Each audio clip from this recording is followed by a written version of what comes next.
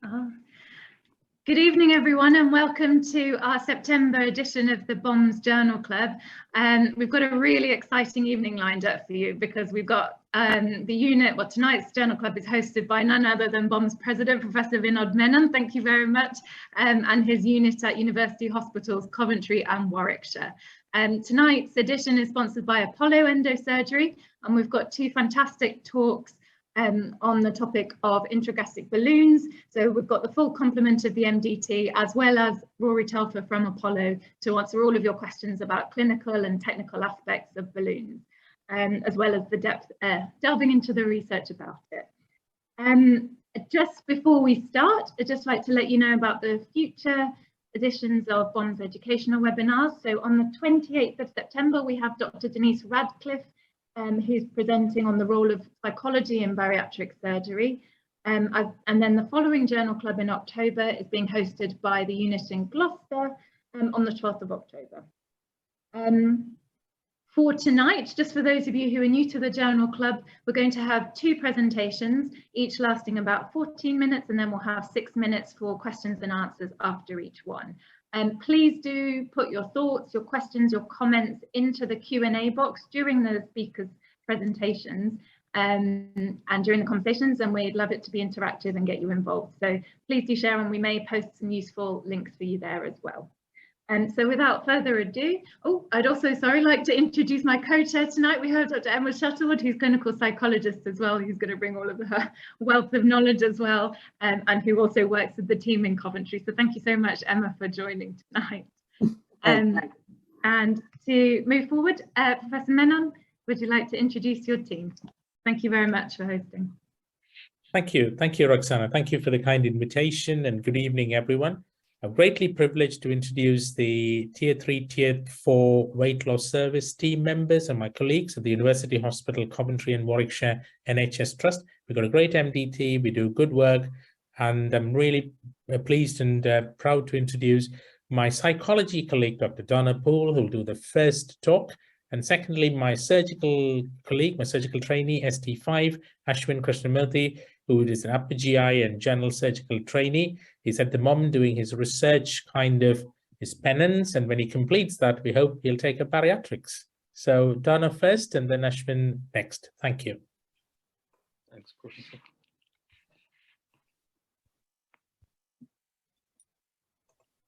Okay. So we're going to Donna to do the psychology paper first. Is that right, Roxana? Yes, if you're ready, Donna, that'd be wonderful. Take it away. Does that work? Yes. Yes, all good. Brilliant. So the paper tonight is a literature review of the psychological aspects of treatment with intragastric balloons for the management of obesity.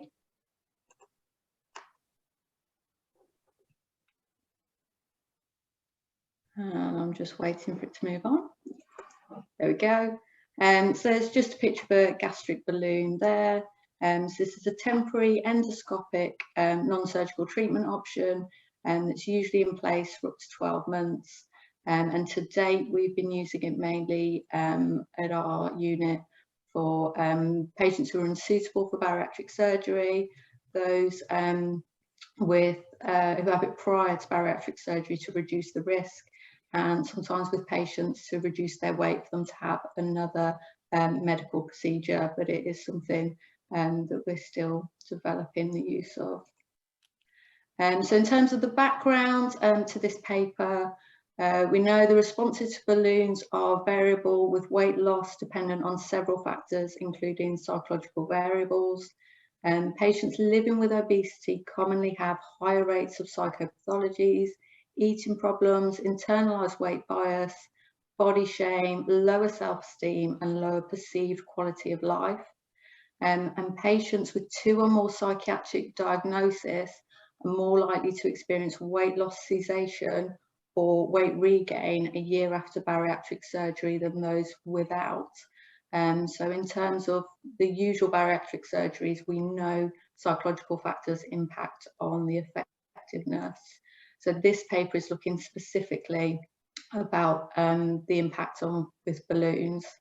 So the aims of the study were to systematically review the research literature in order to provide a summary of the impact of psychiatric symptoms on balloon outcomes, and to identify whether weight fluctuations following balloon treatments improve individual psychological functioning over time. So the method they used, they adhered to the preferred reporting items for systematic review and meta-analysis guidelines, and using that they came up with 16 studies. And their inclusion criteria were that the studies had to have a quantitative research methodology, at least one psychological predictor or outcome measurement of balloons, and use a health-related quality of life instrument with at least one dimension of mental health. If there were animals included in the study, or they considered only biomedical predictors or outcomes, they weren't included. But there were no limitations on study design, ethnicity, or year of publication. So I think they were trying to collect as much as they could in terms of balloon research. So for the results on psychological predictors of balloon treatment, anxiety and depression was found to have a significant effect on weight loss, BMI, and percentage of excess weight loss at balloon removal, with better results for those who were less depressed. Another study didn't find a significant effect of mood disorders on weight loss, but found trends for higher depression scores in patients who requested early balloon removal, which was interesting. For the binge eating, a study found that it didn't account for balloon-related weight loss, but they found a trend between higher binge eating scale scores and better weight loss outcomes. But then, not always consistent with this research, another study which used the same scale but also used a structured clinical interview to look at binge eating, found that BMI decreased less in binge eaters.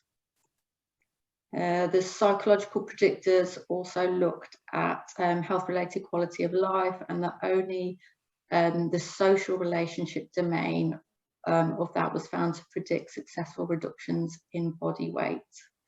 Factors found to predict better outcomes were older age, being female, basic education level, being single or divorced, along with patients who are motivated by a need to reduce their comorbidities, a desire to improve their body image, and those patients wanting to get pregnant.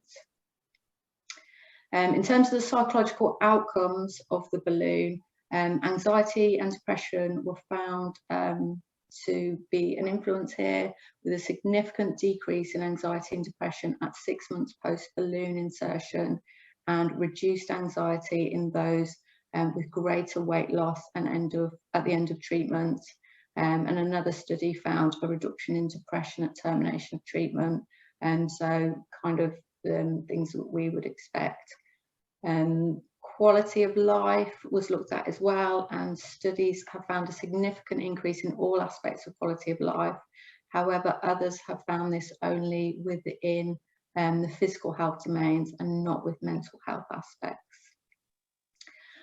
Eating disorders were looked at in terms of the psychological outcomes, and patients who were diagnosed with eating disorders not otherwise specified, so those with an ENDOS diagnosis, showed significant improvements in grazing, emotional eating, sweet eating, and after dinner grazing post-balloon.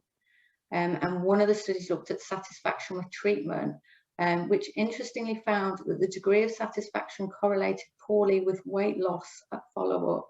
And when they broke it down, they found about 50-50 split between those that were satisfied and those that weren't post-balloon treatment.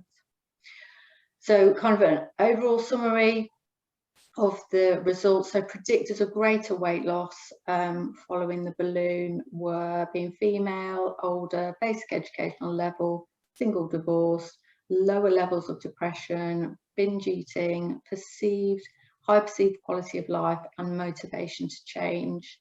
And in terms of the psychological outcomes of balloon treatment, it was found to help improve depression, anxiety, eating disorder symptoms, and overall quality of life. And this was mainly within 6 months from positioning the device. So that was quite a common data collection point in the research.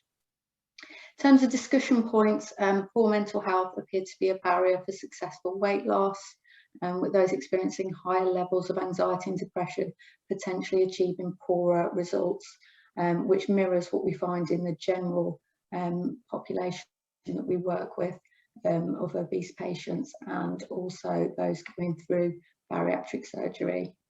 The results for binge eating were very contradictory, and it was really hard to draw any conclusions there. What we did see was the higher depression levels were an indicator of early balloon removal, and that, I think, flags up the importance of screening prior to balloon insertion in clinical practice. The higher weight loss was achieved in single or divorced patient, and the author suggested that this may be motivated by a desire to improve physical appearance, to increase social opportunities. Dissatisfaction with treatment, as I said, was not related to weight loss, but was higher in those with impaired obesity-related social life difficulties. So these potentially represent the importance of social relationships for patients and could be a useful motivator to focus on. Quite often, ourselves and the patients focus on weight as an outcome and a motivator for people, whereas I think there's definitely scope for broader discussions about how to measure the success of interventions. In terms of limitations of the study, there was a small number of studies, and it was covering a very diverse range of psychological variables, where weight was the main outcome focus of the study.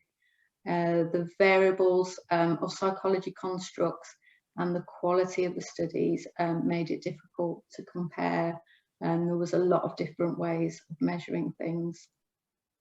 There was an absence of qualitative studies and of long-term follow-up, which reduces the depth of understanding of the findings. It'd be interesting to know if there is much qualitative stuff out there, which obviously was excluded from this study, but it would give us quite a rich and in-depth understanding of the patient's process through the balloon. The review did not consider medical complications in relation to balloon placement and pre-existing comorbid diseases, which could bias conclusions and psychological well-being. And I think that's really important to relate back to motivations and values for patients.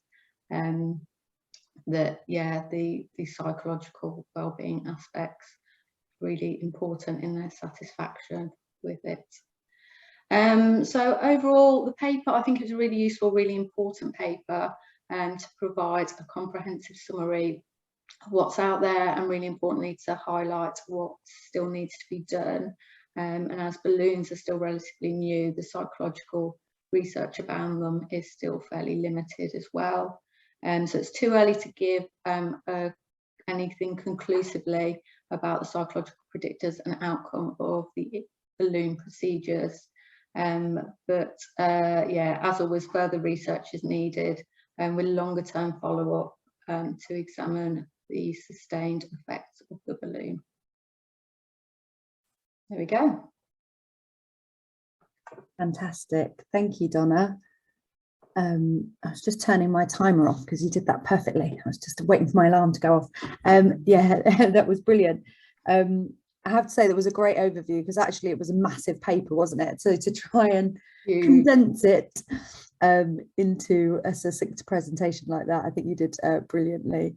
I think they were trying to look at an awful lot of stuff in one paper, which, because there isn't much, it made sense to draw it all together, and it is really useful. But yeah, because it is so diverse, it does make it quite hard to draw together. No, you did brilliantly. Can I just remind those in the audience to please, if you've got any comments or questions, stick them in the Q&A function, and Roxana and I can keep an eye on those and ask them on your behalf. I mean, in the meantime, if you don't mind me asking and chatting to you, Donna, what was the longest, did they do a follow-up? I was just trying to sort of catch up, or was it kind of just at point of taking out the balloon? Was that the sort of when they were taking these measurements, or was there any post? There was variation, so some did do longer term follow-up, but there's so many studies in there, you'd really have to go through them all individually to see what was done at what time points. I think with a lot of research in general, it's that lack of long-term kind of like years down the line, because it's more difficult to do. And I think especially because balloons are quite new, I think it's understandable that we haven't got the later time points with those data. Well, and also I suppose even this paper, although balloons have been used for a while, they've only reasonably recently, haven't they, sort of had their license extended to 12 months. So that's what's kind of the new element. I think they've been around for a while, but were previously only licensed to be in the body for 6 months. But obviously, please, Vinod or Roxana or Rory even correct me on that if I'm wrong.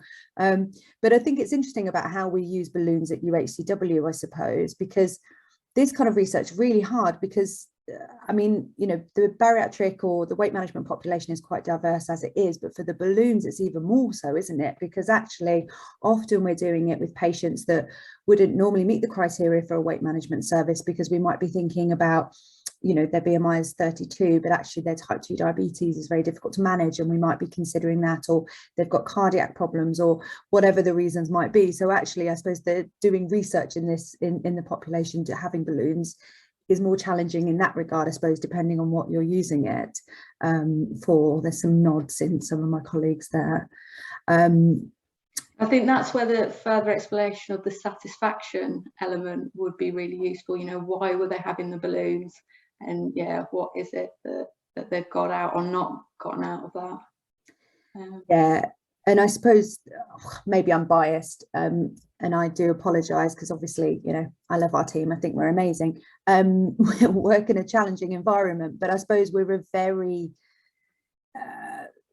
well resourced in a way mix MDT, and that's what's kind of, I suppose, newish in balloons as well. You know, I suspect when balloons were used quite a few years ago, there probably weren't quite as many psychologists in the team, and I suppose it was that finding about like depression and actually higher rates of depression. There was a suggestion that actually you were more likely to have the balloon removed, and I suppose thinking then as a team about how might we manage that, and I suppose capture those patients that might struggle more, or yeah, is there any intervention, I suppose, that we can put in place to help them tolerate the balloon better, or prepare them in some way? I don't know. Is there any, I mean, I'm going to invite sort of panelists if there's any comments they want to make or questions. Hi, Emma. Thank you, Donna. There's a lovely presentation and set me thinking. And as Emma said, you know, license has been extended to 12 months, and we've had the 12-month balloon now for about 3 years. Quite often we have to remove the balloon slightly early, because following weight loss, these patients go on to have their definitive treatment for the comorbidities like cardiac ablations, some people having more formal liver transplant assessments. Now, I'm quite kind of considering, I mean, psychology assessment is crucial, particularly for weight loss surgery. You're planning to give patients a lifelong treatment that will last for life. But this is indeed a treatment that will going to be in place for 6 to 12 months. So it's a kind of, I think psychology is more important, because they, you know, they have got to make it succeed within the short period of time. So I think the assessment and the standardization are going to be a little bit tricky and even more valuable. So these are just some random thoughts. Yeah, there's definitely a lot still to look at and to try and figure out in terms of what we assess and how we support patients through the balloon process to help them get the most out of it. Well, and actually we did a small piece of sort of research that we presented in a paper at BOMSS last year, didn't we? That was kind of looking at, I suppose, potentially just beginning to think about anxiety and people's experience of having a balloon fitted as well, because that's very different to kind of a surgical procedure, and kind of that might be a role sometimes of psychology as well, around kind of preparing people for having it inserted. And thinking about sort of being awake during, for some patients, sort of, obviously that depends on the patients, and just thinking about that process.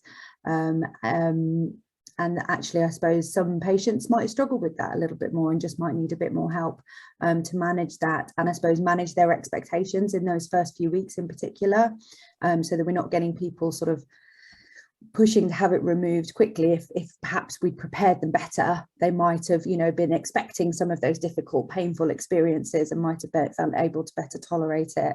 And I suppose that paper highlighted the importance of the social aspects in that as well. Yeah. The preparation that you're talking about in terms of preparing people for the balloon, are these programs that need to be developed or are in development that you're running, are they very different to the surgical ones? Do you think they need to be a separate kind of duration and time frame or educational piece, or do you think it would fit quite closely within the surgical preparation in terms of education for understanding the lifestyle changes with a procedure? I don't know. You know, in all honesty, I do think we are still very much in the development phase of trying to find what works. You know, I'm not going to lie, COVID's it's thrown a spanner in everything at the moment.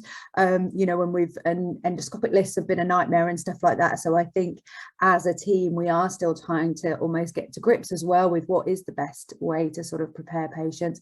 And I suppose how that might differ depending on what you're using the balloon for. So as it is, yeah, I suppose our preparation quite mirrors the bariatric pathway in lots of ways. So they'll have a dietetic assessment, they'll have a psychology assessment, we have a balloon information session, so in a similar-ish way. But yeah, in all honesty, I think we're still trying to sort of figure out the pathway a little bit and think about how what this, you know, there's still lots of learning to be done, which is why it's great to look at papers like this to help us along. Yeah, exactly. And I'm just looking at the interest of time, but if you'll allow me, I just want one little quick question. It was to Donna. Like, was there anything surprising in the results of that systematic review in terms of the risk factors or the outcomes? Were there any findings that you found surprising? I think there was around binge eating. There was a study that found that patients who binge eat lost more weight. So I suppose I'll be presuming that having the balloon in stopped them from binge eating, but I suppose we've got our own concerns about putting people forward for a balloon who do binge eat, because obviously that's quite risky then. So yeah, that was something I wasn't expecting, and I think it'd be useful to look into that paper a little bit more and see if we can think about that and the implications for practice. And I suppose in a way, doesn't it, it kind of highlights the potential danger of just using weight as a marker of sort of success. You know, I suppose I hope those patients have lost weight and are very happy, but what we wouldn't want is, yes, they've achieved more weight loss, but in potentially very unhealthy ways, or have sort of other difficulties, or it not be sustained, or it encouraging, you know, sort of unhelpful patterns in their eating, I suppose, is what we would want to check out. But yeah. Yeah, whether they've swapped binge eating for something else because they've not been able to binge eat and they've developed other unhelpful behaviours to substitute for that.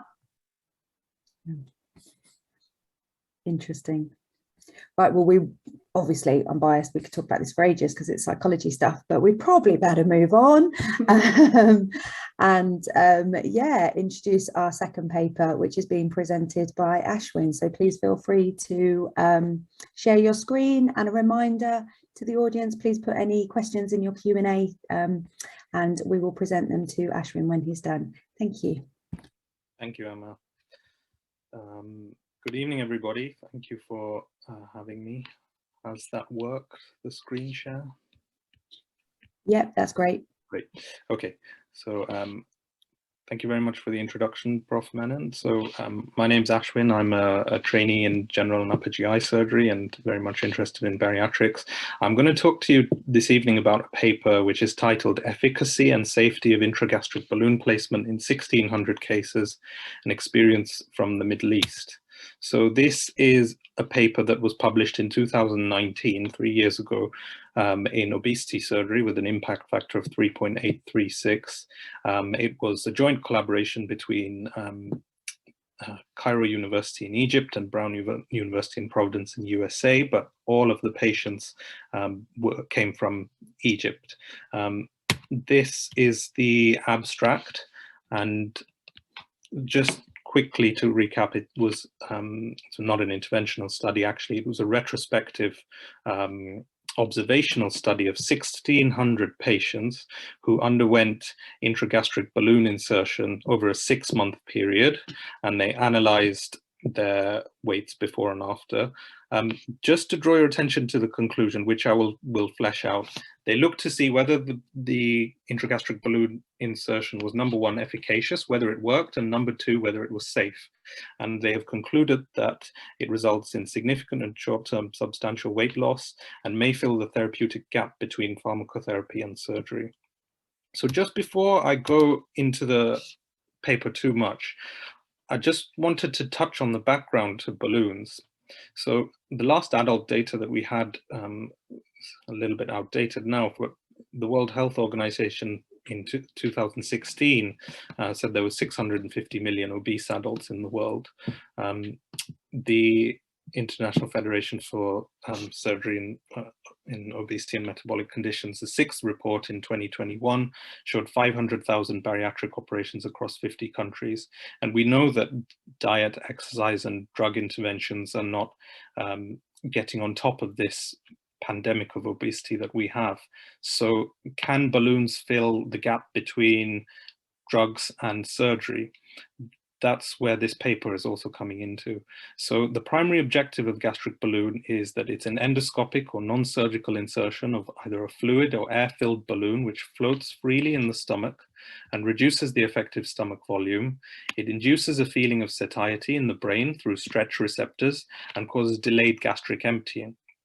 So it's designed as a temporary aid. Most balloons require removal after 12 months maximum, some after 6 months. It's a temporary aid to achieve weight loss in obese patients with 40% or more excess weight. Historically, it's been often initially used as a bridge to surgery or for those unwilling or unsuitable for surgery. So with regard to the history of balloons, the first balloon invented was in the USA in 1985, the Garron-Edwards bubble. It wasn't really a great success. Its manufacture was discontinued 3 years after it was introduced, and it lost its FDA approval in 1992 because of significant complications, obstruction, need for operative removal, and the tendency to put weight back on after it was removed. However, since then, there have been a myriad of various balloons with changes in technology that have been developed and used across Europe, South America, and elsewhere in the world. And in 2015, the FDA approved the Orbera and the Reshape intragastric balloon systems for the use in the US.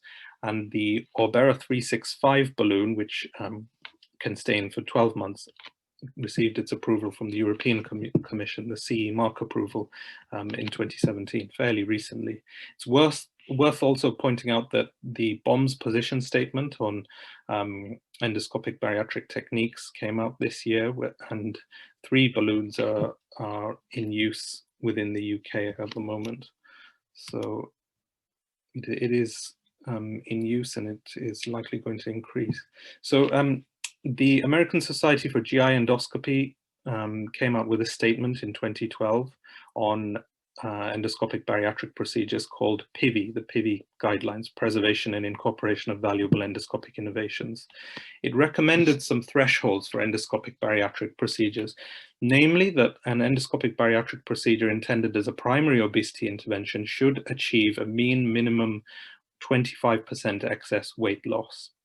And it should also at the same time have a less than 5% incidence of serious adverse events. If it's being used as an early interventional bridging therapy, they were a little bit kinder. They said it should only achieve 5% total body weight loss. So let's come back to this study briefly, and also the literature with regard to that. So this study was to look at the efficacy and safety of balloon treatment in private practice, which has not been done in many papers. So it was done in private hospitals, a private hospital with private patients.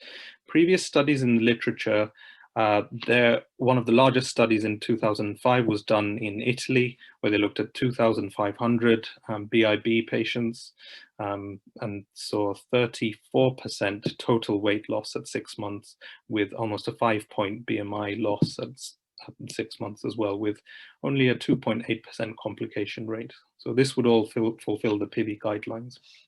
There was a systematic review by Dumonso in 2008 of just under 5,000 patients, showing a mean BMI loss of 4 to 9 points and a very low complication rate of 0.2%. One of the biggest studies more recently, it came from Brazil by Nito et al. In 2018 with just under 42,000 balloons with a mean total weight loss of 18.4% and an adverse event rate of 2.5%. So in the literature, the balloon has been demonstrated to fulfill the guidelines that the American Society for GI Endoscopy came up with, and it seems it does work. So this study was a retrospective observational study. It was done at a single center in Cairo in Egypt. It looked at 1,600 patients who had procedures over a 6-month period, and there were no funding or conflict of interests declared. The inclusion criteria were not explicitly defined in the study, apart from that the patient was undergoing gastric balloon insertion at the hospital between July and December 2012.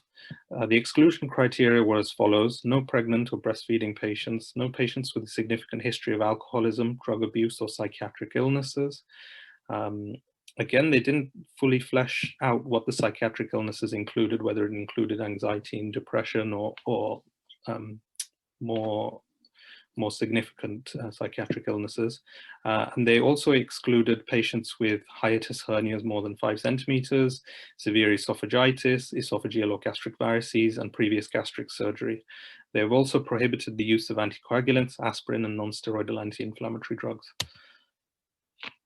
So the basic characteristics of the patients are given in this table: 1,600 patients, mean age of 34, and split into 3 different classes of BMI, either BMI 25 to 35, 109 patients, a very low number in the overall context, 750 patients between a BMI of 35 and 40, and 737 patients who had a BMI of over 40. 77% of patients were female. The comorbidities of the patients are given in this table. And the most common comorbidity is hypertension, followed by diabetes. And they looked at the effects of balloon on these comorbidities as well. Some patients also having some incidence of bronchial asthma, hypothyroidism, and 65% had previous operations, but none had previous gastric surgery, mostly cesarean sections and previous obstetric surgery. So the intervention as described by the paper is the insertion of the balloon. Started with a diagnostic upper GI endoscopy under midazolam sedation to exclude significant disease. Scope was removed, and then the balloon placement assembly consisting of the sheath and the BIB silicone balloon filled with 400 to 700 mils of saline plus 5% methylene blue was inserted. All patients were given a proton pump inhibitor for 6 months, anti-sickness and medication and analgesia, and ursodeoxycholic acid in an attempt to reduce gallstone formation with rapid weight loss. The age breakdown we've been through. The primary outcomes were efficacy, weight loss, and safety. They carried out a statistical analysis using SPSS software, and they've used appropriate tests using a paired t-test to compare numerical data and a chi-squared test to compare qualitative data. 33 patients dropped out, and they didn't give the reasons for this. However, in the overall scheme of 1,600 patients, this is a relatively low number. This is one of the key tables in the paper, which shows, if I can just draw your attention to the bottom left, the percentage total weight loss was 25%, and the percentage excess weight loss was 50%, with confidence intervals given. They compared the different groups of patients to see whether any specific comorbidity would result in more significant weight loss, and there was no statistically significant results apart from that non-hypertensive patients seem to gain more weight, seem to lose more weight than hypertensive patients. I'm unsure of the reasons for this. It could be that with the balloon, the patients who were of a lower weight to begin with, and therefore non-hypertensive seemed to lose more weight than those of a higher BMI and therefore with hypertensive comorbidities, but that's not entirely clear.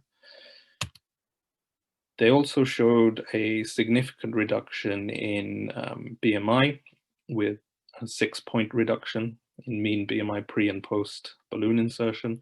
They've also showed a drop in HbA1c among the diabetic patients of 1.6. And these were statistically significant results with p-values far less than 0.05. They've also shown a significant reduction in both systolic and diastolic blood pressure, with a 20-point drop in systolic blood pressure and a 10-point drop in diastolic blood pressure, again with significant p-values of far less than 0.05. Looking at safety and complications, they graded the complications according to the Clavian-Dindo classification, and you'll notice that there's a very high incidence of grade 1 complications. However, in the same breath, they have also given most of these patients antiemetic and analgesic therapy, which would count as a grade 1 complication, and therefore that probably accounts for the high incidence of grade 1 complications. The main grade 2 complications were gastritis or reflux esophagitis. They only elaborated on one significant grade 3 complication, which was a case of pancreatitis, which they attributed to development of gallstones in the same patient, rather than as a result of the balloon insertion. 20 patients had spontaneous deflations and subsequent change in color of the urine and need for subsequent endoscopic removal.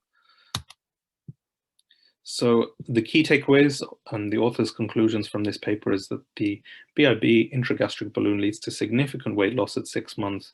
It reduces HbA1c in diabetic patients. It reduces blood pressure in hypertensive patients. 50% excess weight loss, 25% total weight loss. There were no deaths and a low reported incidence of significant complications, grade 2 and above. Just to be a little bit critical about the study, I will start with the strengths.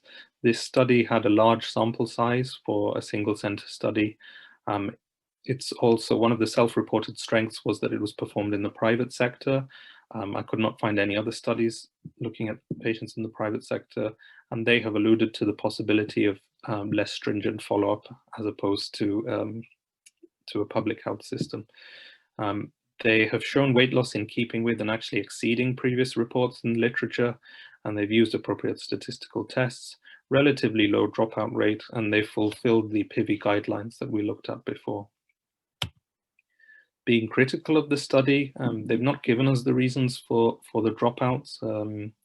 It was a retrospective study, single center, rather than level 1 evidence, which there is not much of when it comes to balloons.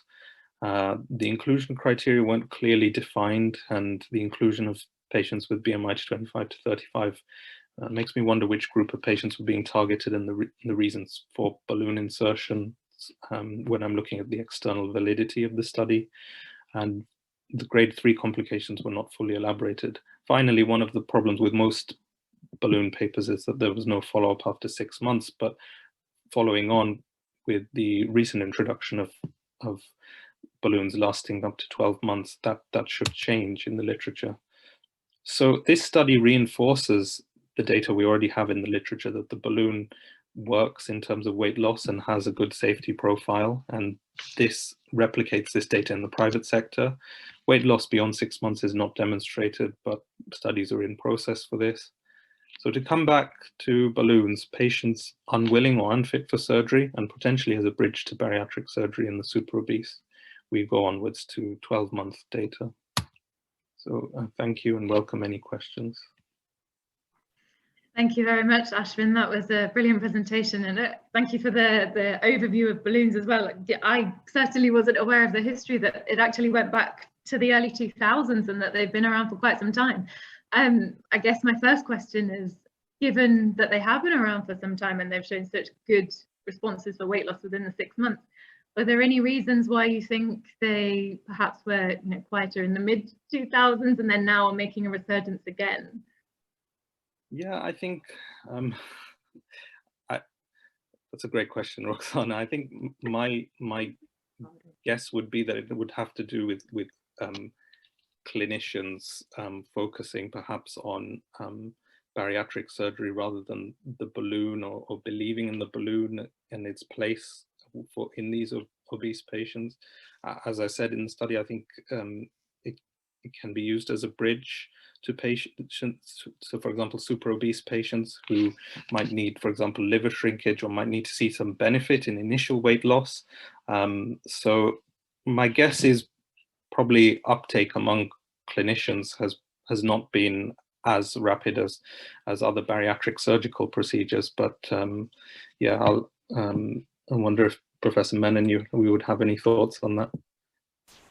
Yeah, no, thank you for the great presentation, Ashwin. I think the answer, I think, Roxana, is more and more, better, safer balloons and safer techniques of insertion and removal, and the increasing problem of obesity and the reduced availability of surgery. So I think there's more awareness. There's a combination of factors.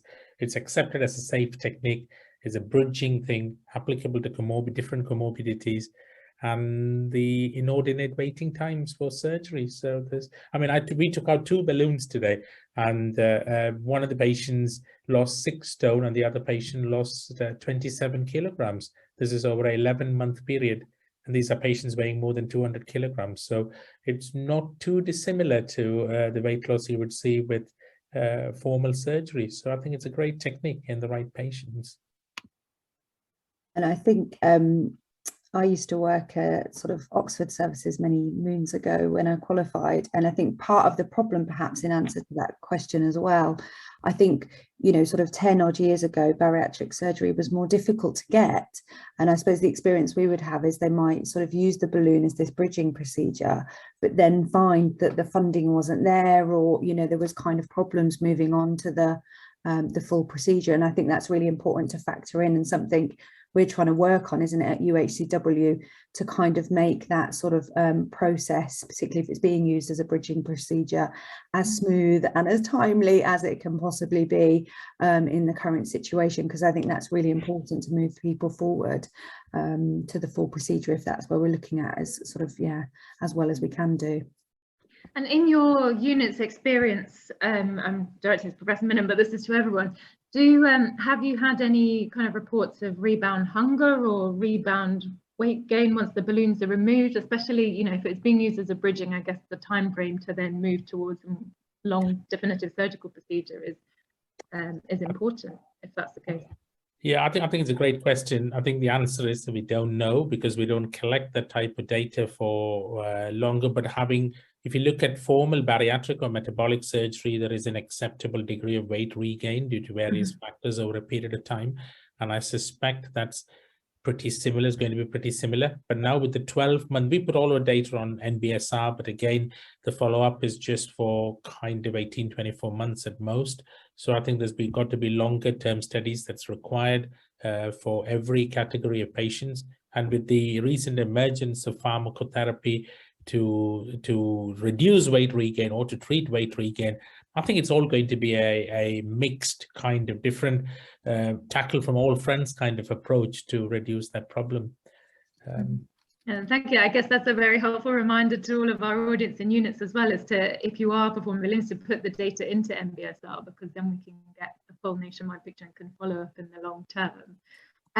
Just if there's any questions from the audience about technical aspects, we have Rory Telfer from Apollo who can help as well as the Coventry unit. But just to kind of give reassurance to the audience, if anyone wants more information about balloons, Apollo are hosting a Centre of Excellence masterclass. The next one is on this coming Monday, the 19th of September. It's a half-day virtual event, but there are also events in October and November, which we will email through BOMSS to all of the members. Please do sign up. They're free. They're free to join. In your, I guess, just looking at the time, but in your experience as a unit, kind of where do you see balloons being placed? Do you see using them as standalone procedures for patients, or would you more focus on the bridging element? So I think Emma, support, correct me if I'm wrong, but I think we're seeing an increasing number of referrals, particularly from cardiologists who have got cardiac arrhythmias and reduced ejection fractions and heart failures, and they want to do ablative therapy. We're seeing an increasing number of referrals from orthopedic surgeons ahead of hip and knee replacements. But look at today's patient. If somebody has lost 6 stone, that patient might not need a hip or knee replacement. That reduced weight would take the pressure off. We have done 3 balloons on patients who've gone on to receive successful live-related renal transplants.